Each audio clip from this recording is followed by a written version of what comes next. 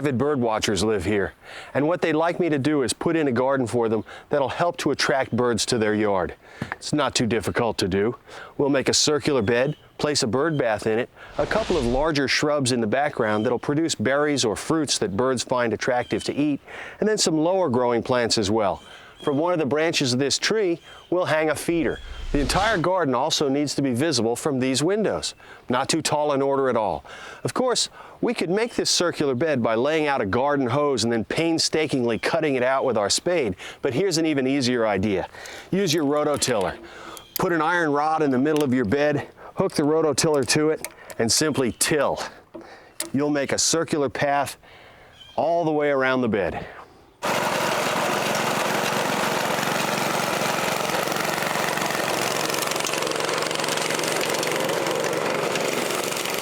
With the bed tilled circularly, you'll notice that I've left the center untilled altogether, and I've done that for a reason.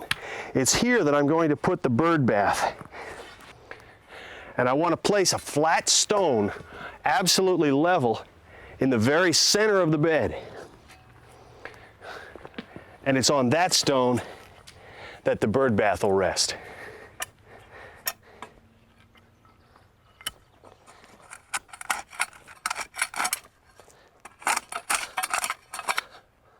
The reason I'm scraping some of this soil off is because I want the stone to sit on untilled, solid ground.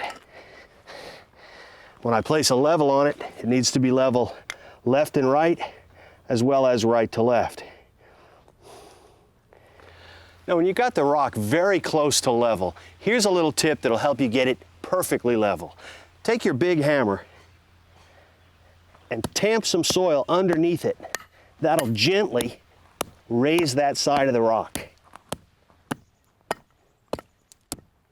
When we've got it good and level, it's time to go get the bird bath and the plants.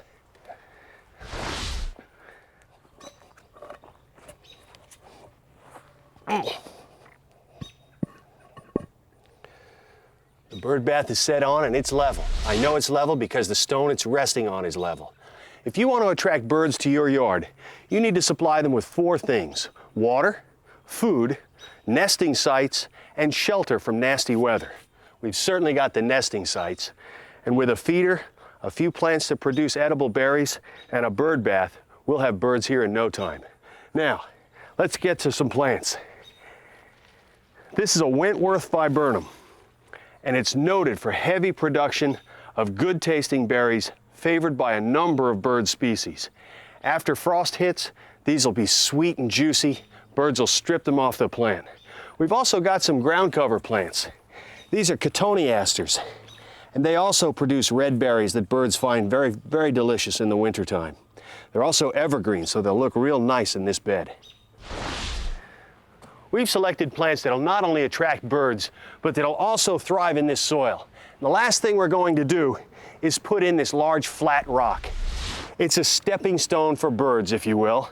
We're going to put it right here because we're going to hang this bird feeder directly above it.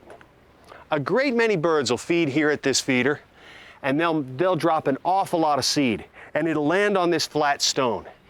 And there are a lot of birds that prefer to eat on the ground instead of at a feeder. Birds like mourning doves will be down here feeding. We fill the bird bath, we spread a little mulch, and we've got a very nice bird-attracting garden visible from the windows.